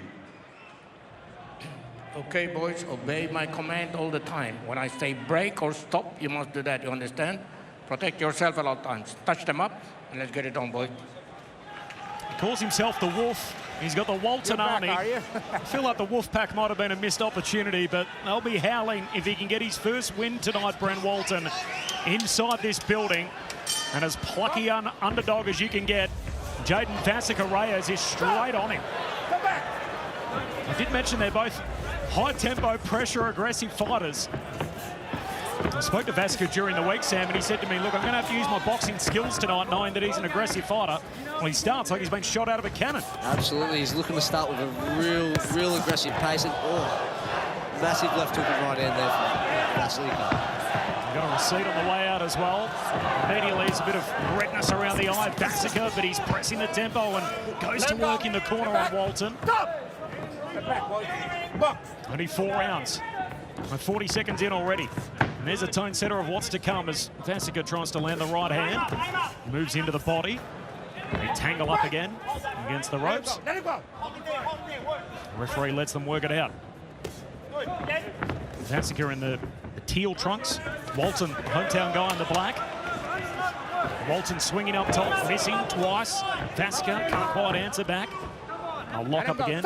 It is a real clash of styles. Walton definitely wants to control centre ring and keep it a longer range fight, where Vasica, he wants to get short, he wants to get to the body, and he wants to make it a rough and tough fight. Stiff hand landed on the way in from Walton as he caught Vasica there. Walton reaching over the top with the right hand. Vasica happy to be the lead foot. Ducks and weaves out of the way. Comes back for more and a couple of thudding punches up top. Trying to press the tempo in behind it. Let go. Back. Come on. Come on. Left side. Get your feet. Heard the cry from the corner. A bit more footwork required from Walton. Their charge.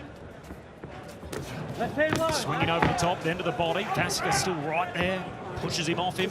Incredibly fit guy, Jaden Vasica. He's had an ultra marathon recently, just a crazy 54 kilometres in the same day. You're going to have to be very fit to keep up this pace. This is a crazy pace that he started with, so let's hope it's put him in good stead for these 4 rounds. Walton landing one up top, bit of sweat flying back. Vasica a little unsteady on his feet. Stays there and trades though. Walton able to get one on the way through. He's trying to push Vasica off his chest. Walton, short right hand. Trying to land another one as Vasica works on the way in. Walton to the body. And the ref gives them the chance, John Counchy, to work it out from the clinch. Last 20 seconds of this opening round. High octane opening. More body work here from Walton. Short uppercut from Vasica. Trying to land a left hand, misses. Again, happy just to roll in there and put his head on the chest of Walton.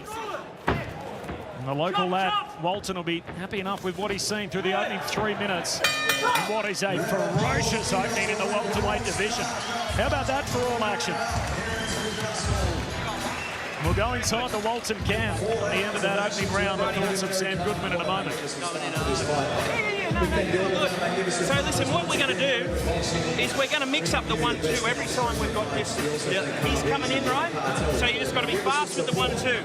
When he starts getting under it, mix it up with the jab and then the uppercut. Once you make the commitment to throw the uppercut, stay down, he's coming in, and then start chopping up under the body. Double it up on the left side even, okay? Nice and tucked in, nothing silly up here. Tucked in, boom, boom, okay? But it's here, 1-2. Here's a whole lot from that opening round. What did you think, Sam? Look, I think definitely towards the end of the round, Walton started to get his range and he started to use his feet a bit more and start to control the pace of the fight a little bit and find good shots like that. So I think he's going to look to draw him out with his feet early and then look to fill those gaps with his own stuff. Round 2. Walton the first? I think so. I think the work he done towards the end of the round has probably pinched that round for him. Both of you stop. Step back. Come on. Box. The referee counts, just controlling things. Walton almost took a seat out here with us. Being pushed between the ropes. Again, a flurry of punches from Walton on the inside. Vasica covers up and then gets out of there. Weaves out of the way of an uppercut, which swung through from the Novocastrian. Just got to be careful of how much he's bringing his chin up with that uppercut as well. The left hook's sitting there for Vasica. Vasica takes a long look. Again, trying to work on the inside and getting on the chest of Walton. Again, pushes him off him.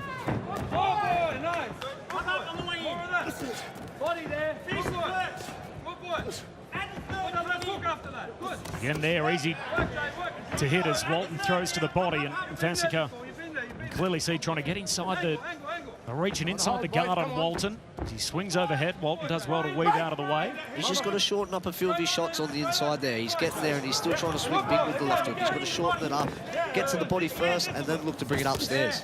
An enormous heart, Jaden Vasica. We've seen that already in the small sample size so far. And as you know, to adopt this kind of approach, it comes with huge risk, but also enormous discipline to be able to do that.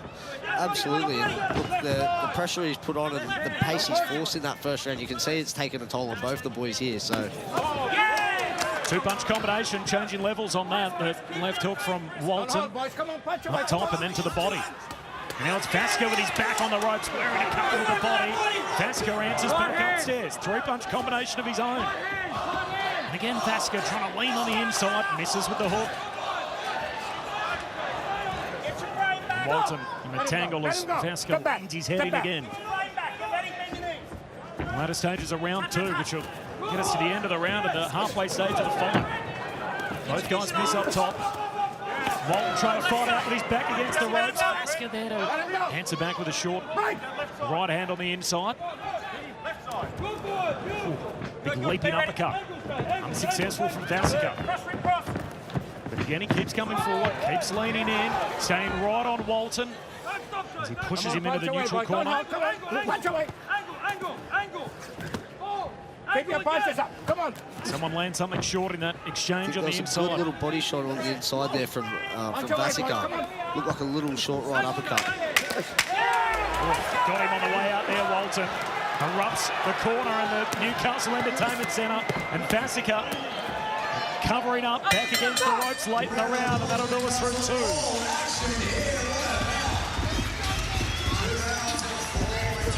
Jordan and James Rosler both in the corner with Jaden Vasica Reyes. Here he is. Back of the head. Don't worry about it. Hey. Are you breathing now? Now, he's getting tired now. Okay, you can see he's getting tired, okay? Focus on your breathing for me. Nice and relaxed, okay? Now you're doing well out there. Okay, but I need a bit more cleaner, yeah? Yeah. He's more tired than you.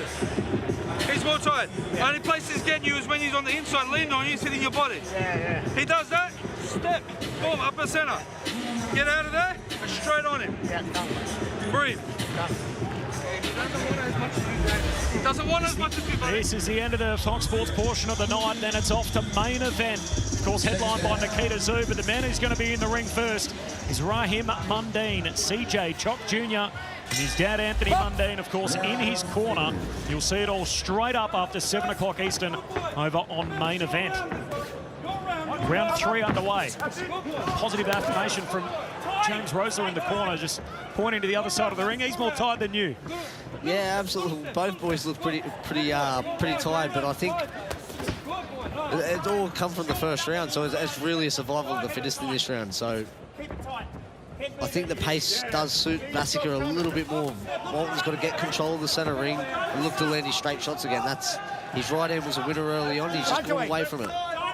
As we've seen in his small sample size so far, he keeps coming forward, keeps pressing the action, and Vasica again trying to lean in on Walton. Getting a little bit of a tangle there. Come on, let's go. The first 50 seconds of the third round flies off the clock, the penultimate round. Walton trying to punch out of the clinch, and again just shoving Vasica back, trying to create a little bit of distance.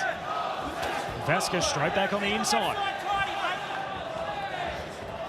Weaves his way out of the way with a right hand. And then found himself outside of range. They both throw punches and bounce off the gloves. Vasica to the body. No, get it right. They reset again. You can see the pace, just the tempo of this just change a little here midway through the third. After the helter-skelter opening in the first 6 minutes. Right, boys, right. Step back. What's the answer here for Vasica if you're looking at it, Sam, through his lens at this stage of the fight? He's definitely got to keep the pressure on, keep the pace, and this tempo suits him. This is his kind of fight. He's got to drag Walton into this type of fight.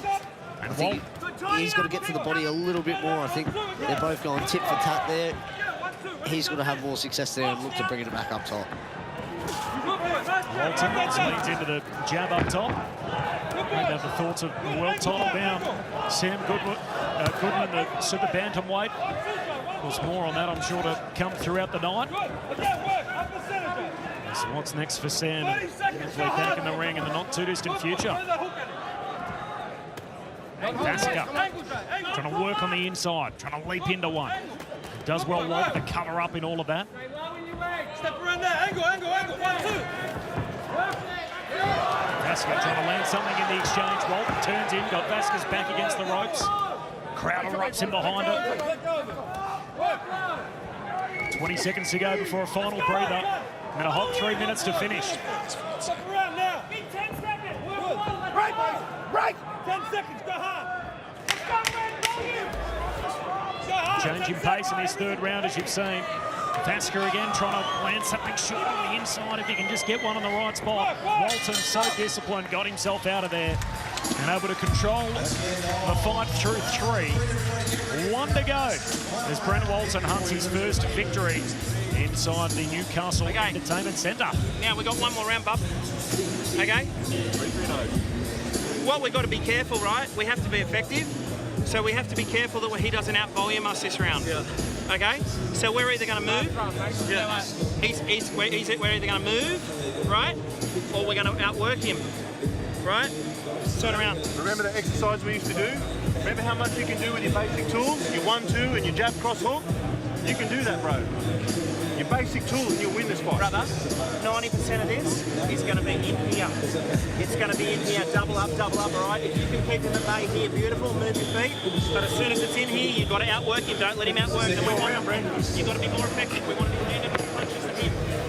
Touch gloves, all right? Saw those fight stats, Sam. Incredible numbers. Over 600 punches between the two guys in 9 minutes of boxing. Yeah, pretty crazy numbers for a 4-round fight. Both boys have just went absolutely hammer and tong, and they're leaving it all out there. All right, 3 minutes to try and change the course of the evening for Jaden Vasica and for Brent Walton. He's got 3 minutes here to try and navigate in front of his home crowd to get a long-awaited victory inside the Newcastle Entertainment Centre. His third attempt in front of his home crowd.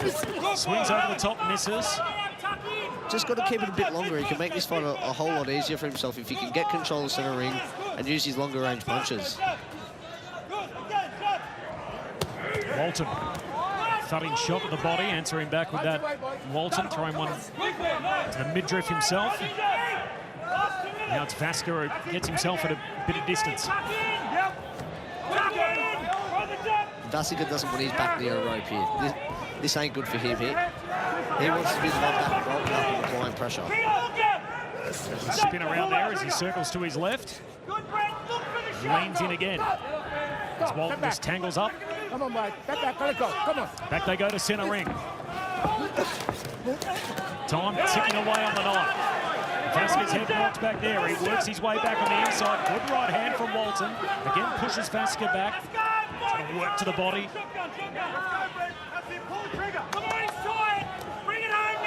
You heard the call from the Walton camp. He's tired. Trying to spur their charge on in Brent Walton to push for a victory here. 1:20 to go. And again, Walton able just to lock up. Vasica. He's got to get something dramatic to happen here. He's got 70 seconds to try and make it happen. Yeah, I think so. I think he needs something big here. I think for large parts, Walton has controlled the fight. He's probably outworking him as well this round. Desperation belongs to him here. And Vasica now running after Walton with 50 seconds to go. He's had the rare one on the inside. Vasica a little receipt as he tries to land something. 45 seconds to go. And again, they're at it at each other as Vasica landing into the chest of Walton. Walton misses with a right hand. Left hand just slips off the cheek of Vasica. Final 30 seconds now. Tick, tick, tick, tick. As time runs away for Vasica in his short 4-rounder. 20 seconds to go. Walton with some work to the body. Trying to untangle from one another.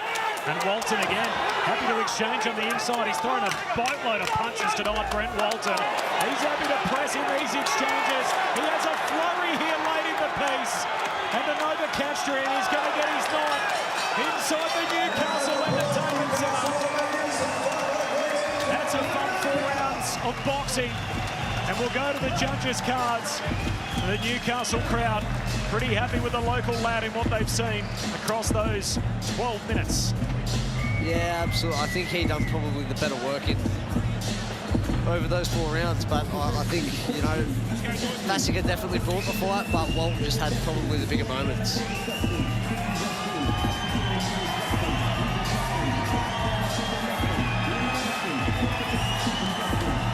Certainly got the hometown support. Brent Walton. And making plenty of noise, and there's always that added element to as to what role that plays. I mean, the hometown guy in this kind of a scenario. Gee, there was a lot of punches thrown from both guys, Sam, across these 4 rounds. Absolutely, and I think the hometown fans actually brought Walton home in the back end of the fight as well. So he really rallied at the end and looked to trade with him. Both boys leaving it all out there. Saw in the latter stages here as Vasica tried to do some work in the corner, and Walton able to amplify his offense.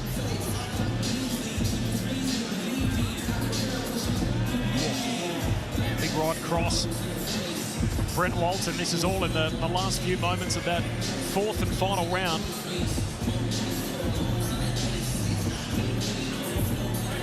One thing I know for sure, that 2 guys that are no stranger to this stage on a no-limit card, and I think No Limit will be pretty happy to see both of them again with what they've shown over those 12 minutes. Jaden Vasica, just the 3rd time out, and Brent Walton, the judges now have it in their hands. Make your own mind up at home who you thought won across those 4 rounds. Nikita Tszyu and Oscar Diaz, that is the next stop. Of course, it's all coming up tonight on Main Event. This is the prelude to all of that. Main Event, the place to find it from 7 Eastern. Let's go to Stephen Payos for the decision. Ladies and gentlemen, let's have a round of applause for that one. Our final battle on the preliminary card. 4 magnificent rounds of action. Here we have it. We go to the scorecards for the decision after 4 rounds. Judge Dean Cambridge scores the bout 38-38, a draw. Judges Will Surlos and Leanne Reid are in agreement. Both judges have the bout 39-37. We have a winner by majority points decision, and that winner is Brent the Wolf Walton.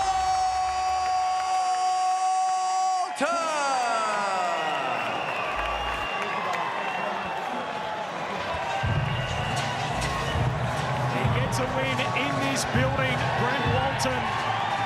And the Wolfpack are making plenty of noise. The biggest ticket seller in these parts celebrates with a win in his 3rd attempt in the biggest venue in town at the Newcastle Entertainment Centre. It's about to become Tszyu Castle tonight again as Nikita Tszyu is in the ring up against Oscar Diaz, all on Main Event from 7 p.m. Let's kick it upstairs to Megan Barnard. Yeah, thanks very much, Corbin. Congratulations to Brent Walton and all of our winners here on Fox Sports. That completes the prelim portion of this big night of boxing here in Newcastle. And very shortly, we are moving across to our pay-per-view coverage, headlined by the man who's going to get out of this car in just a moment, Nikita Tszyu. So if you haven't already, you can order now. You can scan that QR code or head to mainevent.com.au. For those who are joining us over on Main Event, you'll be seeing more of myself and these 3 rock stars alongside me: George Rose, Liam Paro, Peter Bedell. Gentlemen, a fantastic start to the night already, but George, we are just getting warmed up, and it could get pretty hot in here later on if this man delivers some fireworks. Oh, look, absolutely. I think the scene's well and truly been set tonight. Everybody's rolling in. We've had some great performances in the prelims, but like you said, it is just the entree for what's to come. And Nikita Tszyu looks like he's locked in yet again. And I still can't believe how good he looked when he stepped into the ring last time. And I'm expecting the exact same this time. He's a very supreme athlete, and he'll put on another great performance tonight. Liam, how excited are you to see the Butcher back in action tonight and hopefully able to get out of first gear, something he hasn't been able to do for almost 2 years? I was just going to say that hopefully we get to see a bit more of him tonight. He's very exciting, explosive, and I think, yeah, he's ready to make another statement here. Tonight's also about, Pete, just officially putting the Michael Zarafa drama behind us once and for all. he's had the shadow of that fight, Nikita Tszyu, since the beginning of the year, but you think after tonight it's a distant memory. It has to be, Megan. Look, he has to move forward. And look, that was a no-contest debacle that really angered Nikita. I know he felt like he said it himself that he let the fans down that night, but he shouldn't feel that way because if anyone let anyone down, it was Michael Zarafa. But Nikita Tszyu, he's an entertainer. He loves to punch on, and that's the beauty of Nikita Tszyu, is the great certainty of him is the uncertainty. We don't know what we're going to get from him tonight, and I don't know what he's going to deliver tonight, but I can tell you what, there'll be some big bombs, there'll be some pain for Diaz, but ultimately, we need to see something a little bit more technical from Nikita. I hope we get it tonight. You're sick of talking about that last fight, aren't you? Hey? I am sick of it. And look, you know, we were 2 rounds away from having the perfect night in Brisbane at Nikita's last fight. I think that if it does stop early tonight, it's stopping because of Nikita Tszyu's fist. That's the only reason that we will stop this fight early tonight. How important, George, is it that he not only gets the win tonight, but he starts to build some momentum and starts to make some inroads in the global market, because he is ranked up there. He could move as high as 3 tonight. He just hasn't had that ring time or hasn't been able to get that experience. Yeah, well, look, he knocks off everybody who steps in front of him, and that's why he's ranked the way that he is. But we do want to see him get more ring time. And again, I don't care if he stops them early. If he keeps getting more active and more opportunities like this, I'm happy for that. I don't care if he fights 10 times and knocks him out in the first round 10 times in 1 year. That's just as good as getting 10 rounds in and getting some good activity.